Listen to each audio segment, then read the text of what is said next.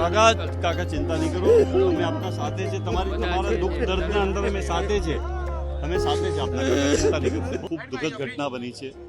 જે flight crash થયું છે તેના અંદર જે પેસેન્જરો સવાર હતા અને સાથે જે બિલ્ડિંગના ઉપર પડ્યું તે લોકોના અંદર પણ મોત થયા છે.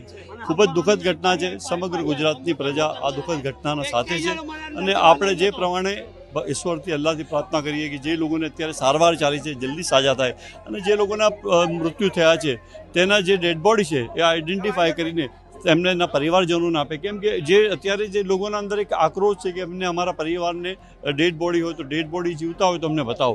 પરંતુ અત્યારે જે પ્રમાણે જે અત્યારે અફરાતફરીનો માહોલ છે, ખૂબ જ દુઃખદ ઘટના છે.